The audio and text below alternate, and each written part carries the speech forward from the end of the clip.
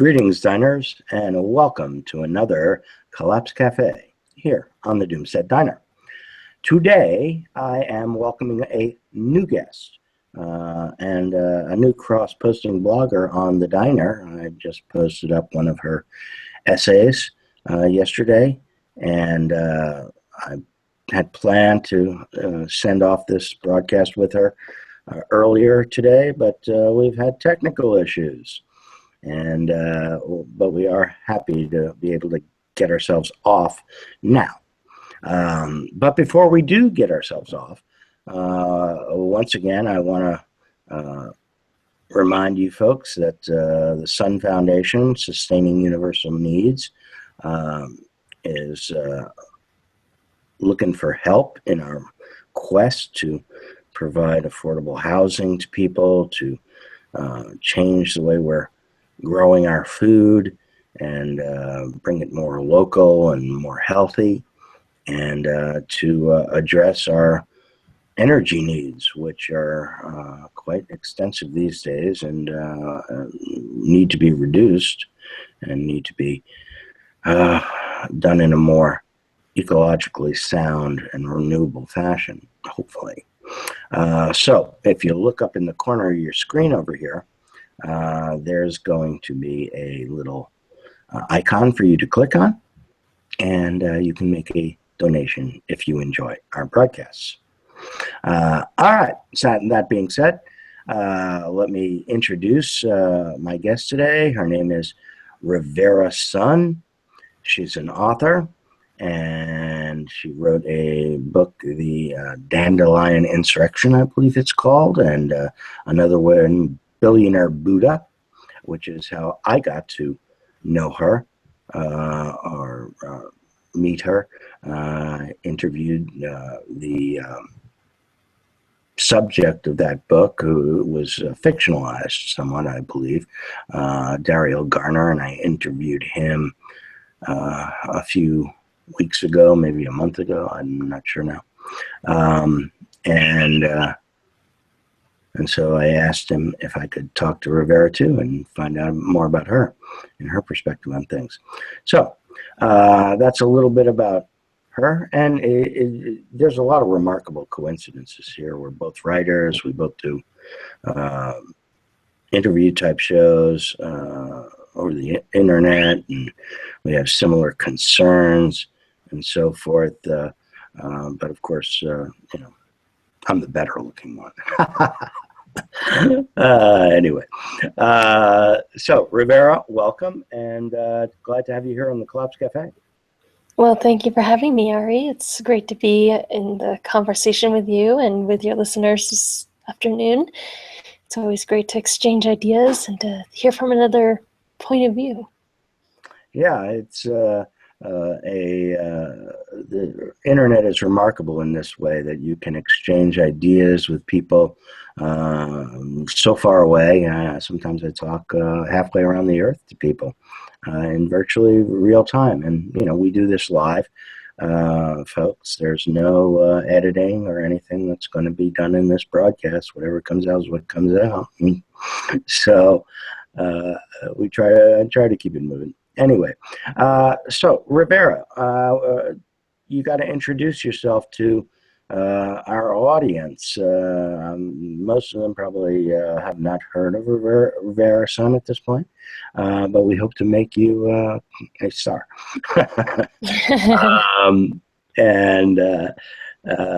So, give us a little bit about your background, where you come from, what you've done in your life, and so forth.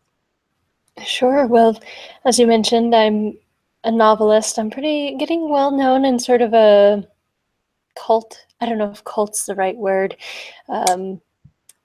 Countercultural movement sort of a way with the Dandelion Insurrection. It's popping up all over just like those dandelions. It's very fun. But before I was a novelist, I was a dance theater artist. I ran a theater company for 7 years in Santa Cruz, California. But I grew up in Maine as a small child, and grew up on my family's organic farm at the very northern tip of the state of Maine. People always say, Oh, way up north in Maine, like in Bar Harbor, which is 8 hours south of where we lived on the Canadian border.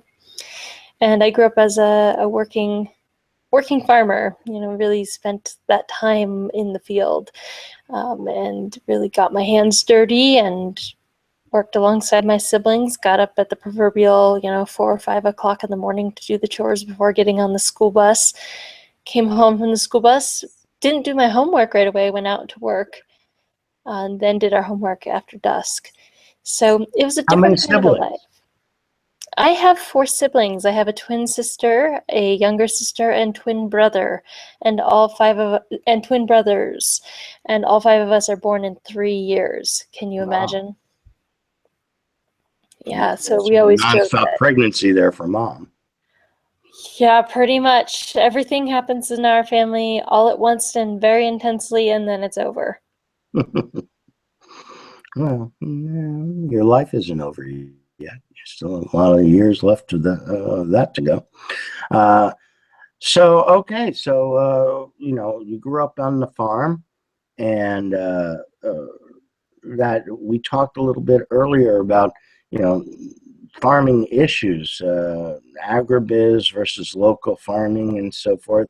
You want to talk a little bit about the issues that you've seen in farming and in trying to make more local farming work again, as it does not really work right now. We're become incredibly dependent on industrial agriculture. Uh, Tell us about your family's experience with farming, your history there. Sure. So, um, my family was part of the second wave of the Back to the Land movement that went through the state of Maine. Of course, Helen and Scott Nearing and the Good Life Center were the first wave. Many people know of them. We started in the early 1990s doing organic farming. And we had a very simple problem, one that has historically plagued small farmers, which is that couldn't produce enough crop fast enough to actually get it to the mid and large sized grocery stores in the southern part of the state or in the Boston markets. So we did what people in the past have traditionally actually done, which is that we formed a cooperative of 10 small farms to pool our harvest and our crop to meet the demands of those larger accounts. In the process of doing that, my father really, and my mother as well, really started to say we need more small to mid-sized markets within the state of Maine if we're going to have Maine people supporting Maine farmers. So they really did a lot of work along with many other people, including the Maine Organic Farmers and Gardeners Association. And interestingly enough, the state of Maine also did some fairly progressive policies and programs, even back in the 1990s, to really try to support the growth and development of local food in and throughout the state of Maine. What we've seen over the years, now we're 20 years into this process, right, is that many of the trends that have been plaguing states around the country are reversing in Maine. So not just local food, but all of the local economies are strengthening. Maine was a very, very poor state in 1980 when I was a child there.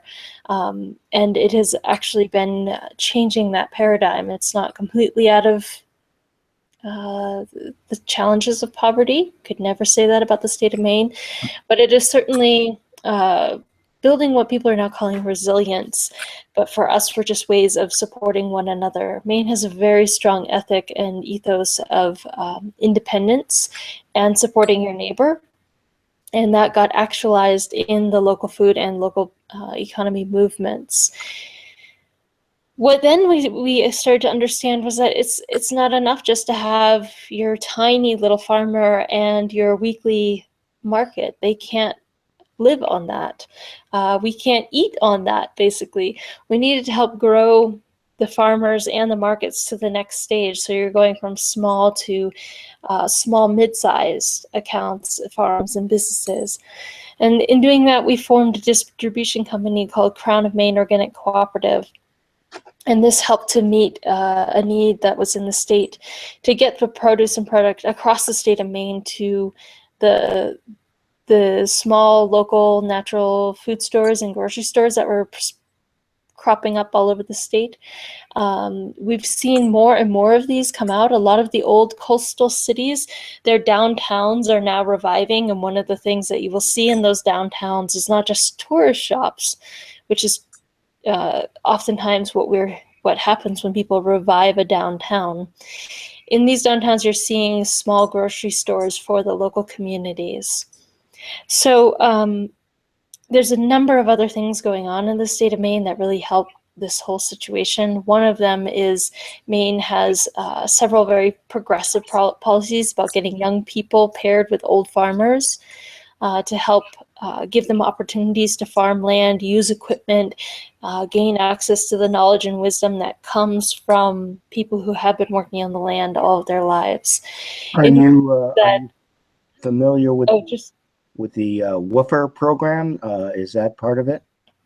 Yeah, so Maine is part of the WWOOFing organization, the Worldwide Opportunities on Organic Farms, I think is the new name. It had a different name when it started, where young people, not just young people of all ages, come to farms and they work in exchange for room and board, and also have an opportunity to travel around and visit the local places that are in the area. We had a number of woofers. We also had a number of agricultural students who worked on the farm with us, which was really great for me as a young person to get to meet people from all over the country and the world. How many acres? How many acres is this farm?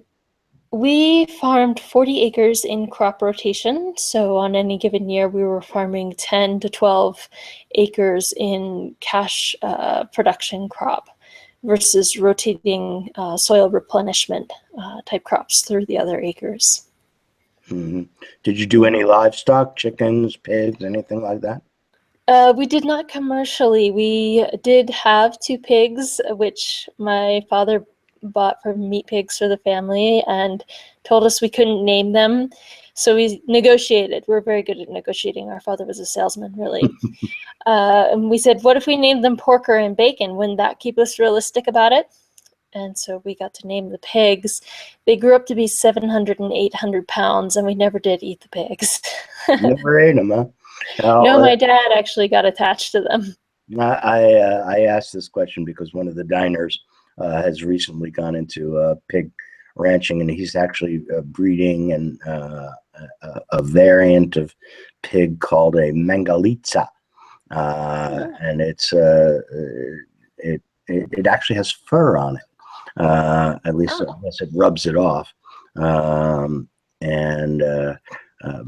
but supposedly has the most percentage of fat of any pig, which is pretty remarkable since pigs are generally pretty fatty things.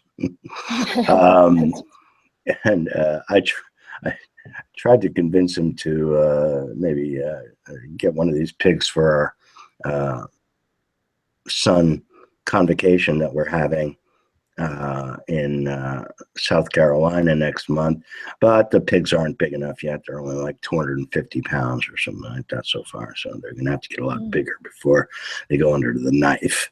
And my apologies to all the vegans out there. Some of us do eat meat. I think that's always an interesting discussion, and one that I've crossed many times in the various course of my life, actually I am probably the resident vegan at this point on this call. But one of the things my farming friends and I discuss quite a bit is the impact of animal meat production on the climate, which it has a significant impact, but then also on our souls. We all know the dangers of factory farming. We all know the reality of how most of the meat is produced in this country. And most of us agree, actually, that is not the treatment we want the food that we're consuming, if we are meat eaters, to be undergoing. And so there's a lot of lively discussion going on right now about, if you're going to eat meat, how do you support a transition on a mass scale to the types of animal husbandry that we feel are more just? And in that, that's a major systems change right there. it's not a minor thing, but I think if we are meat eaters, we have a bit of responsibility to be engaged in that conversation, because there's a lot of variables. Like, we need to find that middle ground between affordability of meat and paying farmers and ranchers what they're worth, and really supporting their families as well. And then, how much meat can we actually consume? That's maybe a good question for you and all those who think about collapse and systems that way.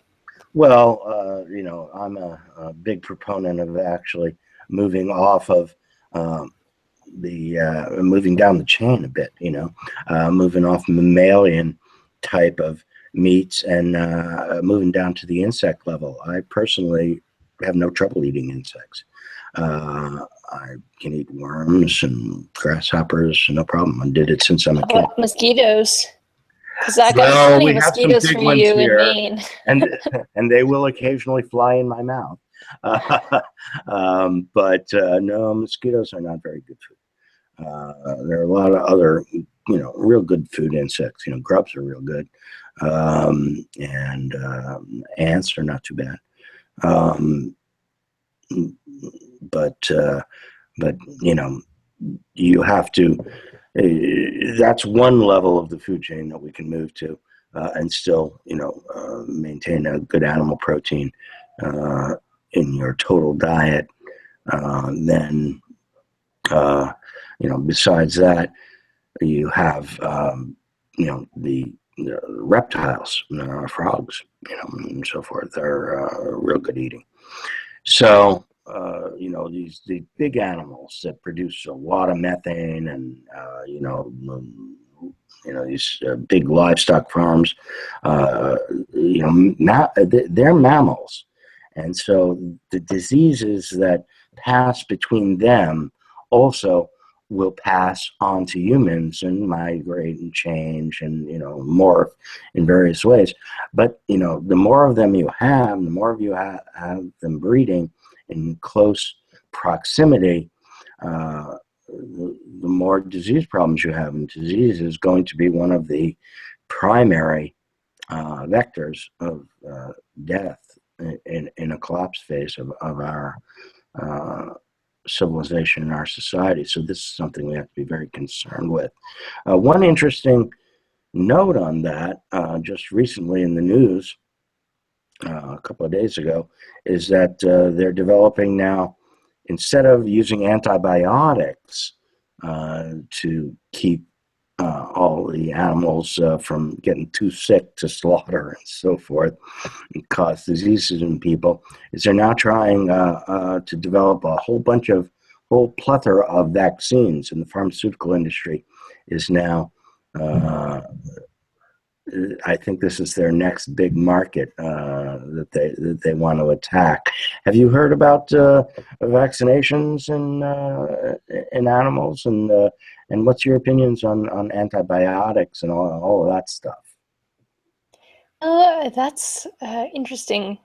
Interesting. I've caught wind of it a little, but haven't followed up on it enough. That's true of a lot of issues because we have so many to look at.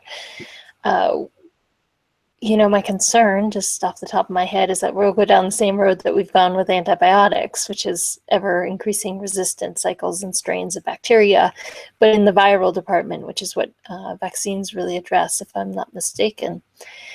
And we've seen that in human use of vaccinations as well.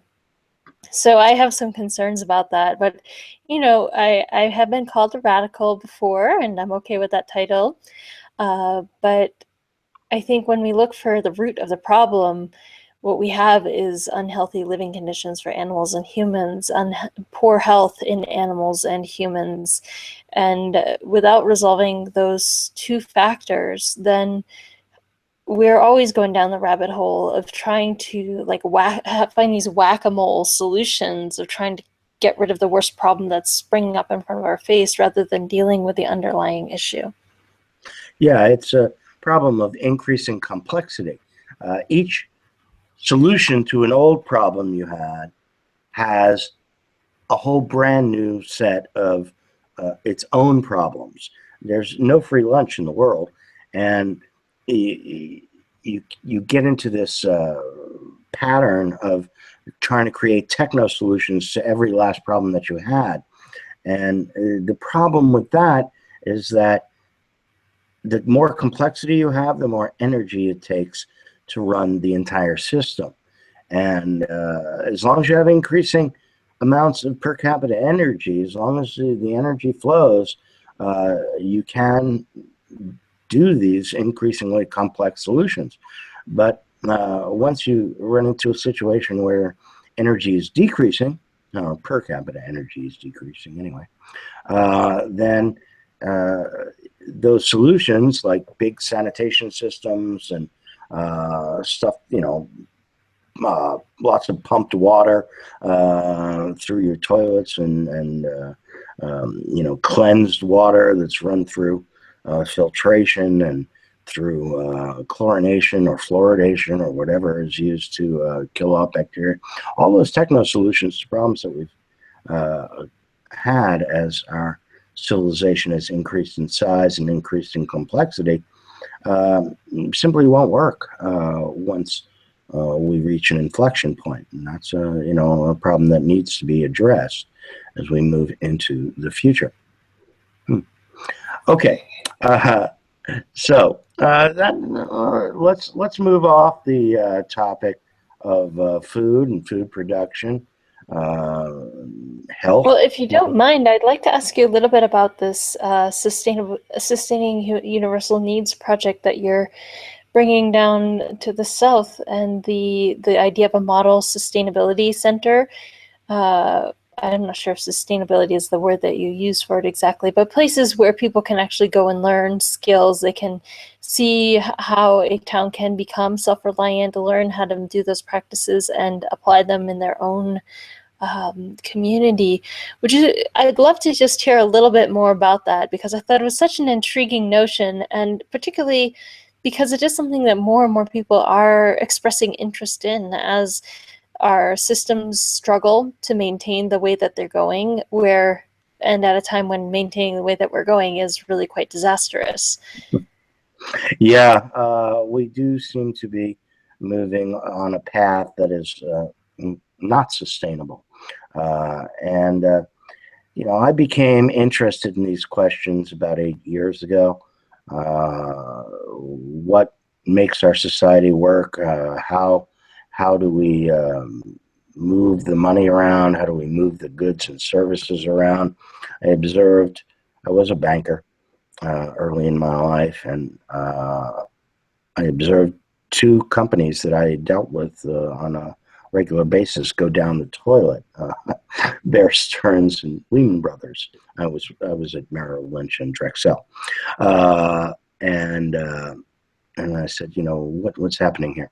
So the research over the years led me to questions of energy, questions of how the money supply actually is created and how it works to move all those goods and services around.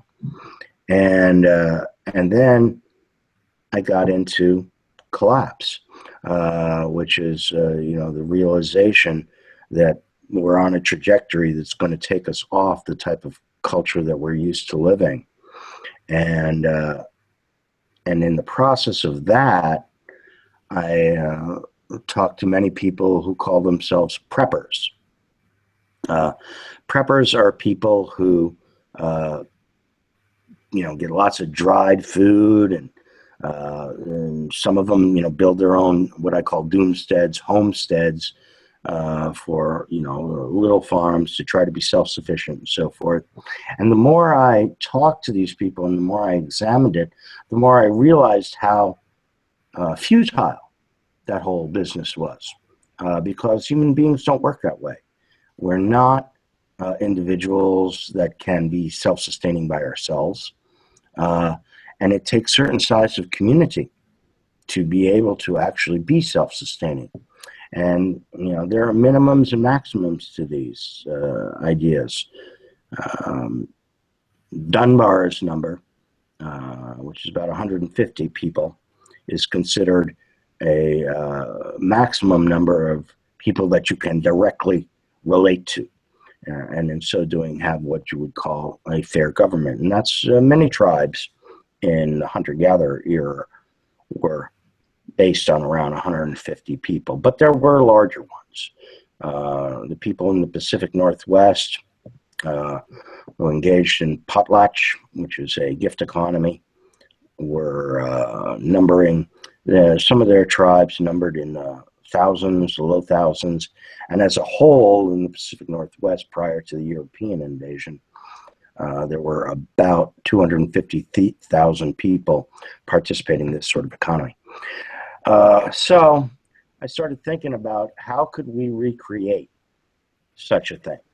How can we go down the ladder from where we are and create an economy that is local and that meets universal needs, meets the needs of shelter, meets the needs of food, meets the energy needs that we have. And there's just a remarkable number of things that you have to consider in this that people don't think about all the time, right down to the bowls that you eat out of. Prior to ceramics and so forth, you couldn't cook your food in the way we cook it today. The best you could do was roast it over a fire and so forth. And you could, even with ceramics, to boil stuff, you had to throw hot rocks in it, and all very different ways of doing things when we do them today. So I said, well, let me try to compile all those things that we need to know how to do, how to spin, how to weave, how to make shoes, all the things that are done in China or done other places on earth and shipped to you. How can you do all that stuff for yourself in one place? And so my goal became to create sustainability parks, which are communities that are as best as can be done, which is not 100% ever, but as best as can be done, self-sufficient. And so I've been at this now for a couple of years, created a 501c3 nonprofit to realize it. I have friends in South Carolina, other diners, people that I met through my blogging, and they're working with me on it. And now we're going down to try to get that community in Inman to be the first one. And we have high hopes for this. But, we'll see how it goes. If it doesn't work there, I'll try somewhere else. Mm-hmm. It is very interesting because I feel like there's a renewed interest going on right now in people from all walks of life in learning some of these skills. And some of it might be very surprising, like the local brewery phenomenon or local home brewing phenomenon. It's just, people love to make homebrew. They love to, all these local breweries are popping up, and we thought local breweries were like a thing of the past, right? At a certain point, it was like, right. Right. It comes in a can from a big brewery somewhere else, right? But now we're actually seeing a revival of that. We're seeing, people who want to know how to make fermented foods like kombucha or sauerkraut. My grandmother, who's 91, is always laughing when, we come to her to ask questions about how did you do such and such. I did a spinning and weaving apprenticeship when I was a young teenager, and then also a blacksmithing apprenticeship when I was 19. And knowing these kind of skills helps people understand just how we get by in the world. We need to know certain modern urbanized skills right now, right? We need to know how to work a computer, answer a cell phone with a slide and touch screen, have a bank account, right? Use a Visa card, right? These are all skills that we have learned as human beings to do within our modernized society. But there's a whole other set of skills that I think we also need to know how to do. And that has to do with these basic things of life. Even a field like blacksmithing, to go back down the ladder on ironworks, is almost a mind-boggling task. that this is a very highly industrialized field right now in terms of how steel gets produced, and the iron bars that blacksmiths purchase from steel foundries, I guess you call them, to bend into shapes and make things like door handles and pokers for fires. This is a modern industrial system. So I think the project that you're doing is really quite important. It's vital for people to start to learn these skills and to start to have a sense of the work that lies ahead of us. Because regardless of whether they think our society is going to go onward into some highly advanced technological future, or if it's going to, completely fall apart and end up back in the Stone Age, these are the types of skills that we actually want to know about in either case, because they are about empowerment and about understanding the way to make life happen. It's great. It's a great story. It's like straight out of something I might write in a novel, except it's real life. Yeah, well, we hope it's real life. It's one step at a time, as they say. But those directions that we can take as a civilization, as a species, they they vary in their worldly things. They vary in the things that we have and so forth. But whoever we are, whether we end up as a trek in the stars, or we end up doing Stone Age life, the spirit is still there, and the intelligence is still there, and the imagination is still there, regardless of which direction it takes. But the understanding of what it takes to be a corporeal person and to maintain your life as long as you do walk the earth, those are very important things that most people don't know anymore, especially in industrial culture. I mean, hell, people don't even know how to cook anymore. They go to fast food joints and buy a Big Mac or whatever, and that's food to them. They go to the grocery store and they buy snackables and lunchables for the kids, in these little nice plastic packages. And the kids just, think that the food magically appears like it comes out of a Star Trek replicator. But no, it doesn't come that way. There's a lot of very aggravating types of We were talking the other day about even economics and the impact that a shifting and downward spiraling economic system has on people's lives. And one of the comments that we shared off of this call was that, we know how to feed ourselves on very little per week. Like I know how to cook beans. I know how to eat rice. There's a lot of people in this country who don't know that skill. That's not the way they were brought up. That's not the way their subculture is formed. And it makes a difference. It makes a difference in our lives. And I think those of us who do know things like this have a bit of a responsibility to turn to our friends and neighbors and invite them over to dinner. Maybe even the cooking part of it, right? Mm-hmm. And I think cooking is great. Yeah, it's a great way to make friends and build community. And I think the one thing you said about our human spirit is going to continue on relates to something else you said, which is that we are not evolved. We did not evolve to this point to live in isolation and separation. This individualistic, almost Ayn Randian mentality of like, I can do it all myself is really not evolutionarily accurate. Not even in terms of prehumans, what got us to be early humanoid species, nor from our viewpoint going forward. And so one of the things that is very important to me is that we rebuild in American society the ethos and the ethic of we don't have to call it communal, we don't have to call it communism, that dreaded word, but we do need to start talking about community, sharing, giving, taking care of one another, thinking that this kind of value is something that for much of American history we held dear and we can't put it aside now. these animated individual lives that we have in these little boxes of rooms is not going to cut it. It doesn't cut it when things like Hurricane Sandy or Hurricane Katrina hit our shores. It doesn't cut us when things like the 2008 crash happen to our families. It doesn't happen when eviction is at the door.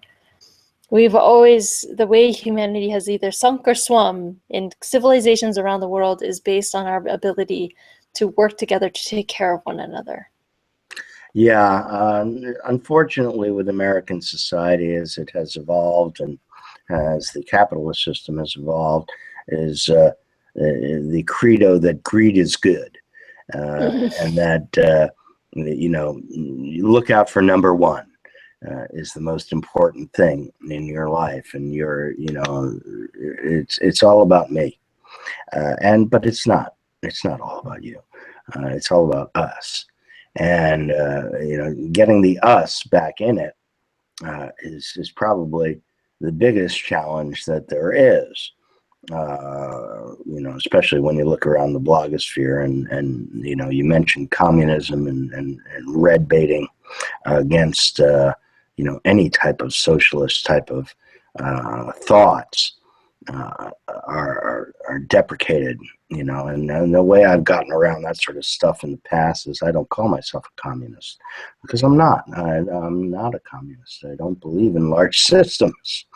So communism is a very large system. I call myself a neo-tribalist. It's about developing groups of people, and they have to be of fairly significant size in order to be able to meet all the needs, but not so large as the nation state. I think nation states are on their way out. They're another large system that can't be maintained as we move down the energy ladder in the future.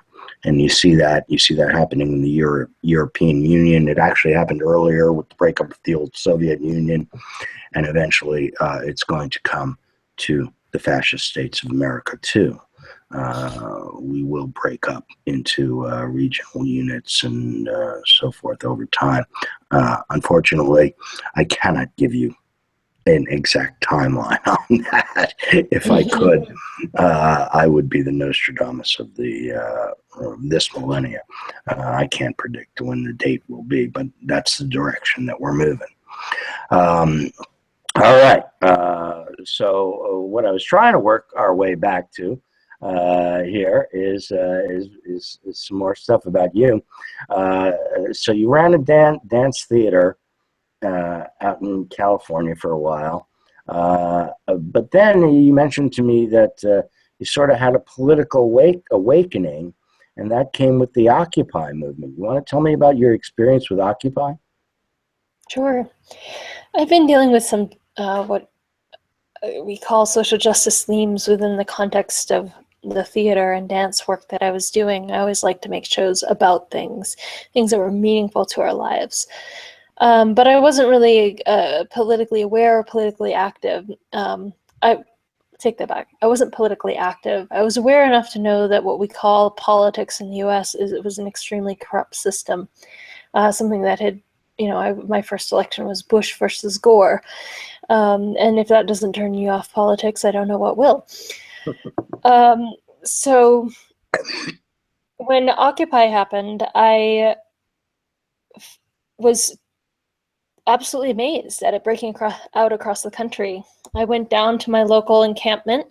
It was literally 2 or 3 blocks from where I lived, and I kind of watched and observed what was going on. It was the first time I'd seen any sort of functional process of people speaking and listening and making decisions together. This process that is the very basis of democracy, a value we profess in this country, but we actually hardly ever actualize, not in our workplaces, not in our schools, not really in our homes, in our families, rarely among our friends, and definitely not in our politics. So I was so intrigued. It was maddening. It was amazing. And I came out of Occupy with the thought of, that was incredible. Isn't there a better way to do this? And so I had a big life shift happen right after that as well, where I moved out to the desert and I started writing novels. In the course of doing that, I wanted to write a novel about people who wanted to make major political change in the world, a semi-fictionalized United States in a time that looms just around the corner today, dealing with a hidden corporate dictatorship. But I had a problem as I was writing, which is that I, posited this hidden corporate dictatorship, but I didn't know how to get my characters out of the mess they were in. I knew I wanted them to be nonviolent because I'd seen enough violence in my life that I didn't want to be promoting that, even in the context of a fictional novel. But I didn't really know how this thing called like nonviolent action actually worked. So I did what everybody does when they're faced with such a plot writing predicament. I Googled it. I said, how to bring down dictators nonviolently, thinking that maybe Ursula Le Guin had written a science fiction novel about it and I could get some ideas. 8 million hits later, I found out that not only was this a very real thing, it had been done all over the world and was actually, I found this out after writing the novel, it's actually outperforming violent methods of struggle in its success rates. That nonviolent action is twice as effective as violence in changing governmental regimes, expelling foreign invasions, and ending occupations. That's amazing news. It's mind-blowing news. And so I almost derailed from writing a whole novel because I was so fascinated by this thing that no one had ever taught me growing up. And yet as I read, it jogged my memories of growing up in the late 80s and the early 90s, all the way through the 2000s, and seeing these so-called color revolutions happening throughout the Soviet bloc, one after another. 1989, when I was 7 years old, there was, I think, between 6 and 10 nonviolent revolutions going on, dramatic ones that were reported on the television even. And so what I came to realize was that my life has been shaped by nonviolent action, even without me being aware of it. How much more could I do if I knew about it? So I started to gather. Oh, go ahead. Well, one thing that you have to consider, especially with the color revolutions that have gone on, is that many of those revolutions are actually, or were actually, inspired by our own CIA as a means of undermining what was the old Soviet Union.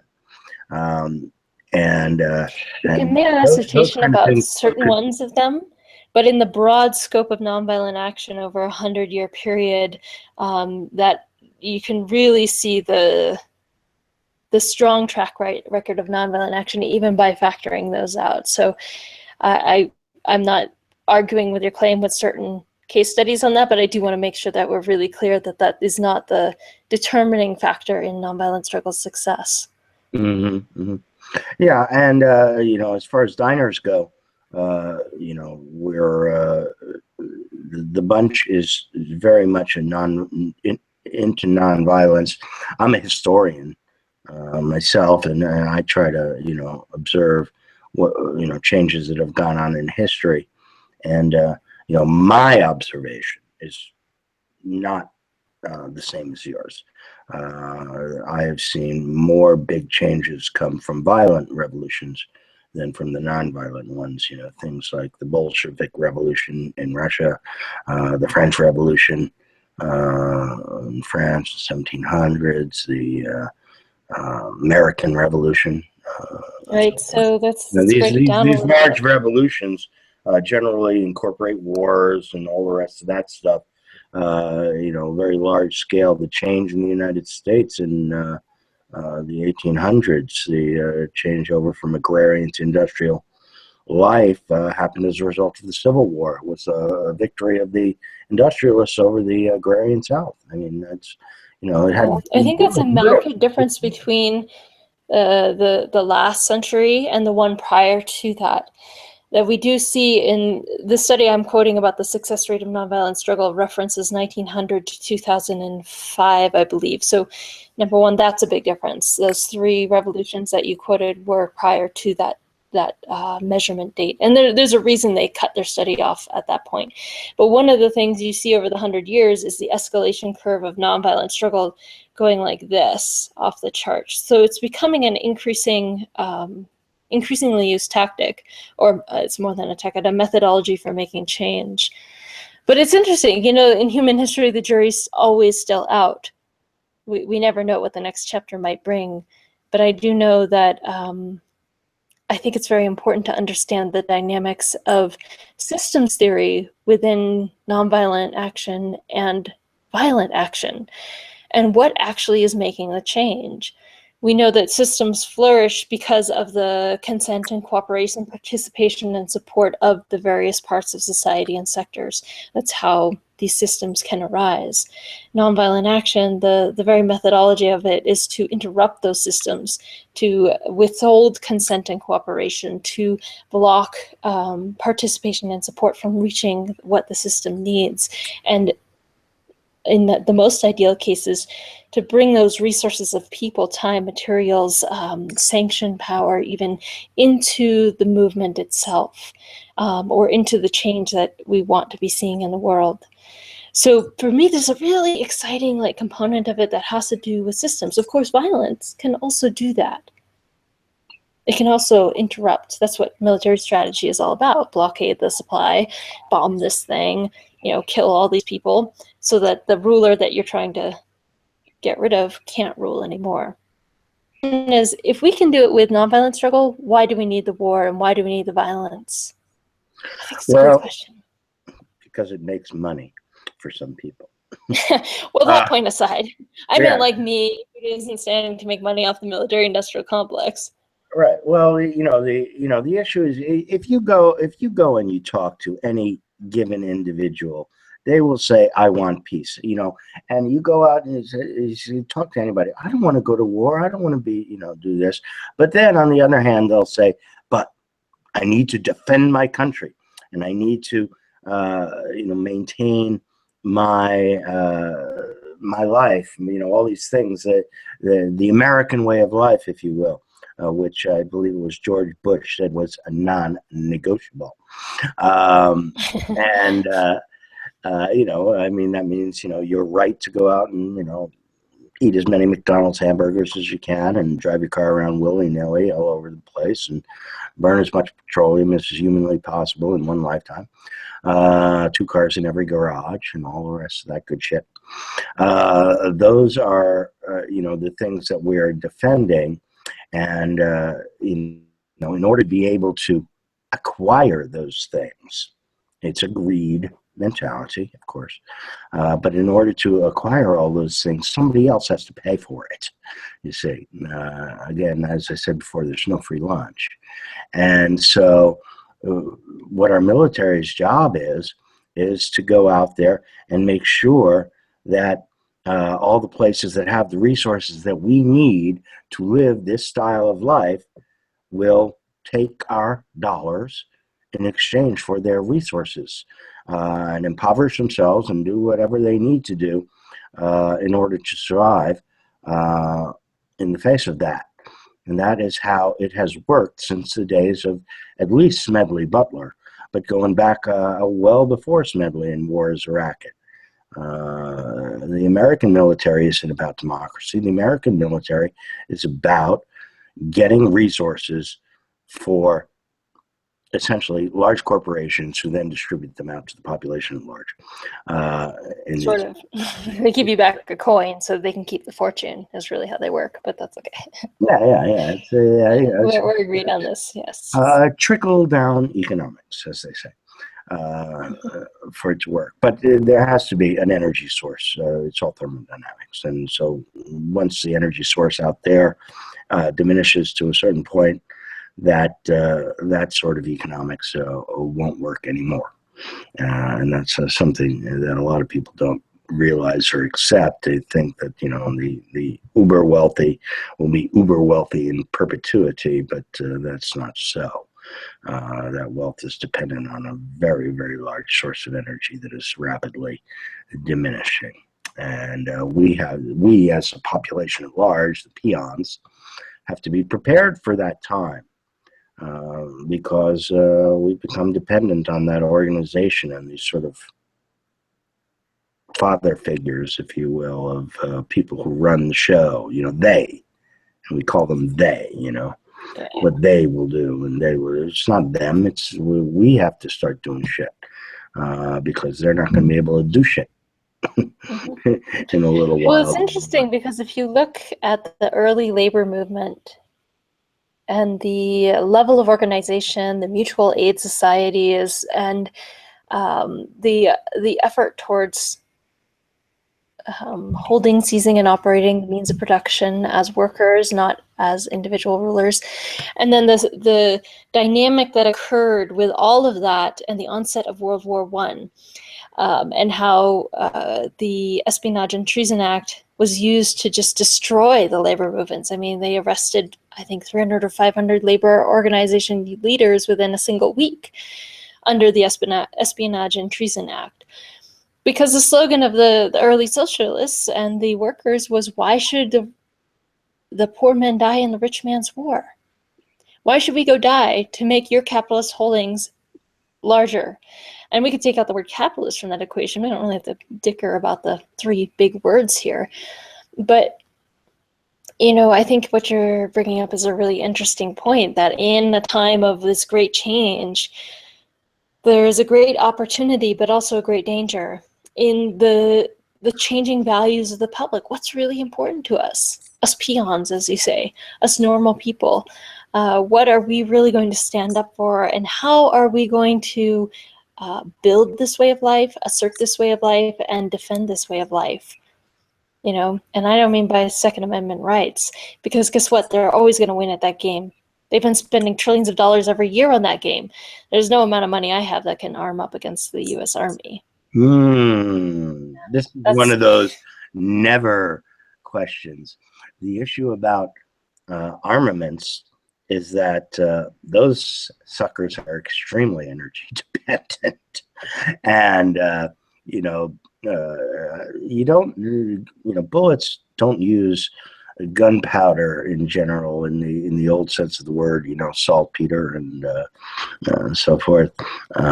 They use a kind of a nitric system that smokeless powder. And all that's very energy dependent to make.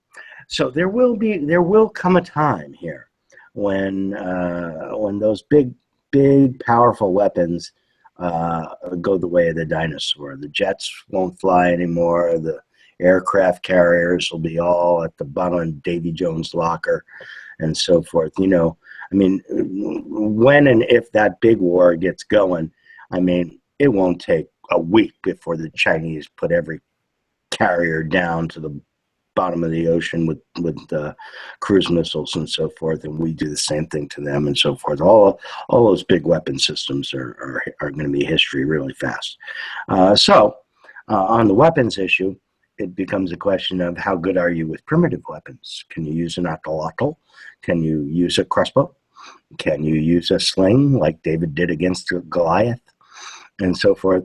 I believe there will come a day when these battles are fought once again as they were in the past, mano a mano.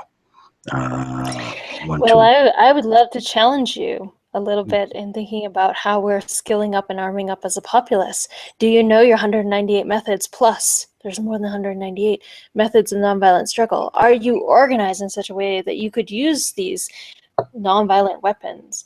People laugh at them, they mock at them, but they are successful and they are effective, and not just for young male 20-year-olds who can swing a knuckle or whatever it is.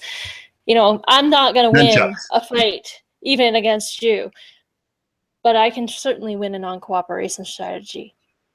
I can certainly organize a boycott. I can certainly organize a blockade. I can certainly organize a diffuse, diverse, decentralized non-cooperation campaign. So I think that, as everyone's out there prepping or thinking about how to arm up, I would really encourage them to arm up their skill set in this department. You can keep your weapon on the side. You can even train with it, but I want people to think about this and train with these as well. because I think that makes us a much better prepared populace for whatever may come our way, even for asserting the very things that we wish to see in the world. Yeah, all strategies aiming to achieve the correct ends are good strategies. And I am would love to see nonviolent strategies work prior to any violent strategies being undertaken. It's always better to go the nonviolent route first. And I think again, it's like with most people going to war and getting conscripted in and all the rest of it, and they would prefer not to do that.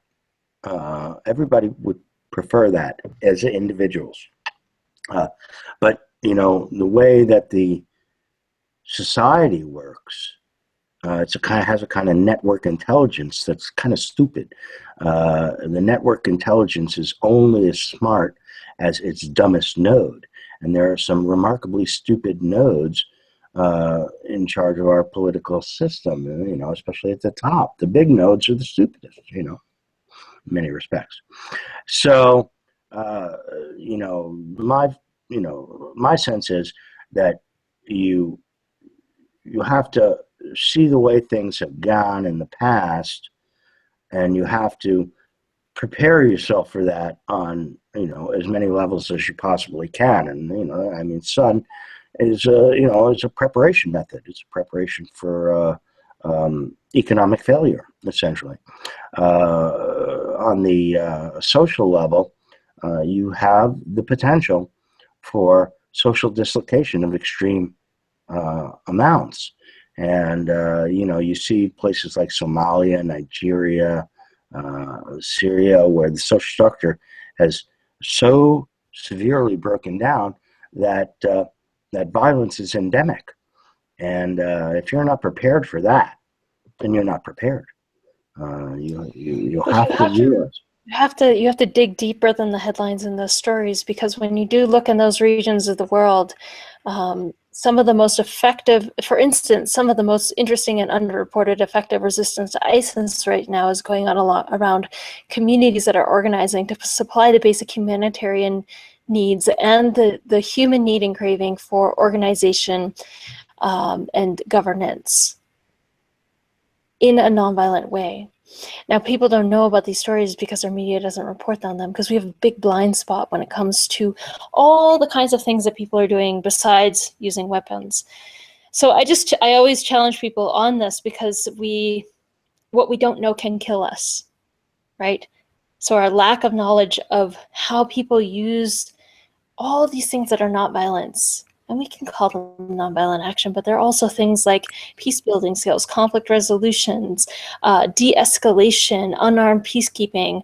These are like these words that we now call these very human-based behaviors. If we don't know how to do that, we are not preparing for even the present moment, let alone what's coming.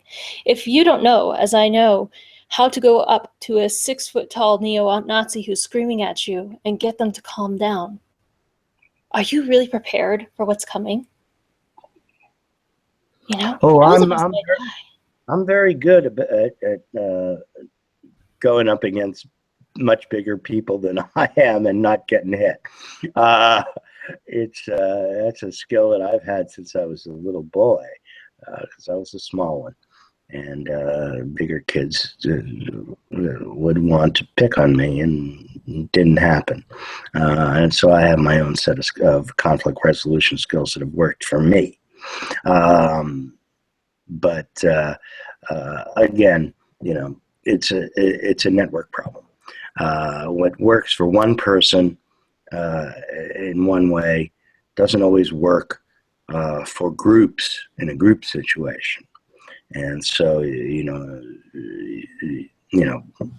it's important to know conflict resolution, and important to know other means than throwing a punch to solve your problems. Other means, and on the verbal level, we have what I call napalm contest. That's a flame. We're seeing a lot of that this election cycle, right? Yeah, flame throwing on the net. When people, I just wrote an article about this. When people find that their ideas are not being well received, then they eventually move off of the calm debate and speaking to topic, and start to attack ad hom, attack the person rather than the ideas, and name calling starts, and just gets nasty after a while, and you no longer can have a decent conversation anymore. It's the equivalent of breaking out into fisticuffs, but on a verbal level. And this happens regularly across the blogosphere that I am familiar with. I've been a moderator of forums since what I call the Wild West days, in the 1990s, on AOL. You were probably like 10 years old or something like that. Little older than that, but not much. Yeah. And actually, even before that, I participated on Internet Relay Chat, IRC, and that goes back to the 1980s, early 80s, and that might even be before you were born. So I've seen how this type of conflict escalates on the intellectual level, and it's very similar to how you see conflict escalate physically between people. If you've ever been to a bar and you've seen an argument start or whatnot, and then conflict on the nation state level where there's bellicosity and saber rattling and so forth, and then one thing escalates up into the next, and before you know it, people are dropping bombs on each other. It's just makes no sense, but they do it anyway. Well, I think if we're looking at a system like that, and we are recognizing, even just between the two of us in conversation here and our listeners, that there's a corollary between the blogosphere, the interpersonal, the bar, the civic community, the nation state, then I think it behooves us to really investigate this and to really learn a little bit about how we can take action, each and every single one of us, wherever we are, to start to, number one, de-escalate conflicts in all of their forms while addressing the real underlying needs and issues that give rise to conflicts. Because one without the other is an unfair bargain. And then, yeah. Yeah. Geez, yet another huge conversation in there. And with that in mind, I like to keep these things at around an hour, and I think we're pretty much at an hour now, and we haven't gotten through half of the things that we talked about talking about before we talked about them. And so what I'd like to do is, instead of just running on here for another hour or whatever, is you think we can schedule another one of these, do a part 2 on another day? To go into, the things about wealth inequality we wanted to talk about, and so forth. Yeah, absolutely. Let's set that up, and it'll be a great conversation, I can tell. This one has been terrific. It really has. All right. So I'd like to thank Rivera Sun for joining me today here on the Collapse Cafe.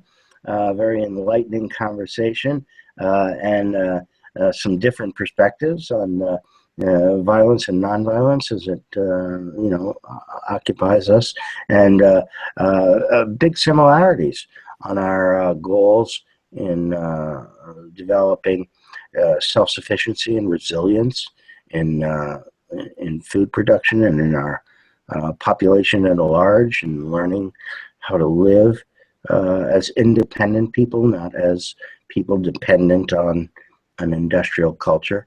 And I can tell that this this is going to be an interesting relationship, an interesting set of conversations that I have with Rivera.